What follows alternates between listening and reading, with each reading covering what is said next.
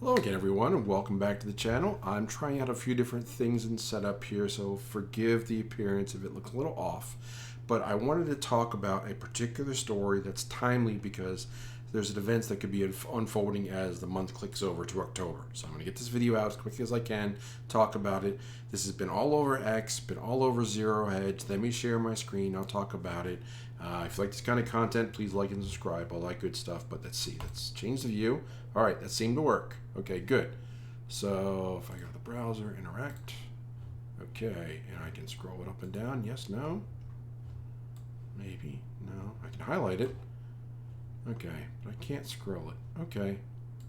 Well, let's see how I do here over here. All right. Close that. And will this work? No, it won't. So let's interact.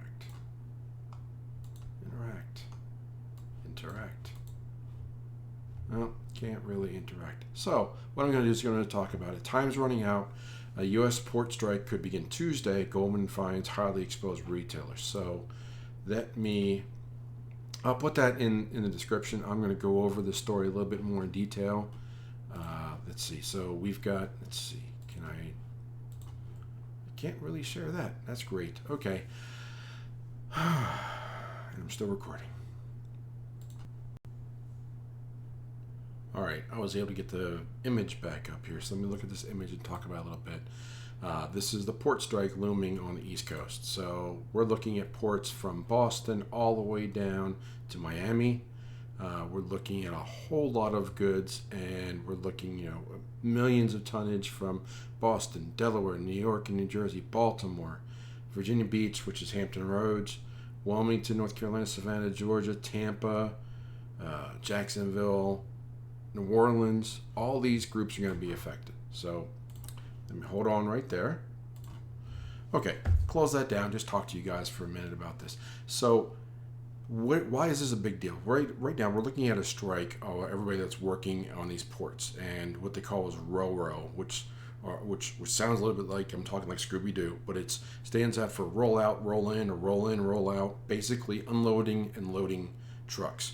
I saw a video on Twitter, X, about one person who happens to work in that area, and he talks to a lot of people that also work in that area, and they're basically saying that the trains that are bringing cargo to these ports are not even accepting refrigerated materials, refrigerated goods, because they feel they believe it's just going to spoil and sit there and not be able to be loaded and shipped. So that's a concern. But they're not negotiating, they're not talking, they're not, apparently the U.S. government is not looking to intervene in this strike. And what we could be looking at here is a lot of supply chain issues that could be happening. Now, if you remember back in 2020 and 2021, how we had such supply issues with ports being closed and goods not being able to be delivered, and you have these cargo ships that are offshore that aren't they're out there, they're not being addressed. You can't unload them, can't get the goods off there. Prices are going up. You have port boats that are turning around, or they're heading to the West Coast, or they're heading to different ports.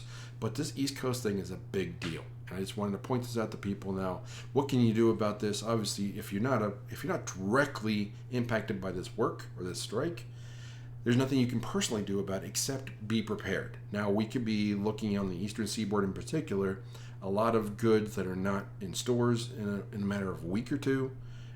It could be a very dry October as far as materials being available, not just goods you may not need, but things you do need, like food, shelter, clothing, whatever. Maybe not the shelter part, but goods to work in your house, goods to home goods, things that you need, things that you normally go to Walmart or Target or these other box stores or your local stores to get certain goods for you, your family, your pets, your lawn care, your fall and winter stuff. Holidays are coming not too long after, so we could be looking at shortages that are going to be all around, and that's the thing to be concerned about. So again, the next 5 weeks are going to be very important, considering what's looming in the first week of November. So actions or inactions by the government regarding what they do about strikes or major disasters or floods or anything like that are going to be first and foremost in a lot of people's minds. the media is going to be the media. They talk about it or they don't talk about it. We know how that goes. It's not a good scene of what they've been doing lately. But you could probably not going to see a whole lot of coverage of this, much like you haven't seen much coverage of what's been going on in Florida, Georgia, North Carolina, Tennessee with the weather impact that happened over the weekend. So just want to get this out there. It's going to be a major story starting tomorrow. It's already a major story now, but it's going to get bigger and bigger the longer this extends. So what are your thoughts? Leave a comment down below. Like, share, subscribe. I'm just trying to get this information out to people that need to know about it, that maybe aren't reading Zero Hedge, maybe they don't see how this impacts things, but it's going to be a major impacting, especially on the East Coast. So, a lot said there. I'll leave it there for now, and I'll see you in the next video. Take care.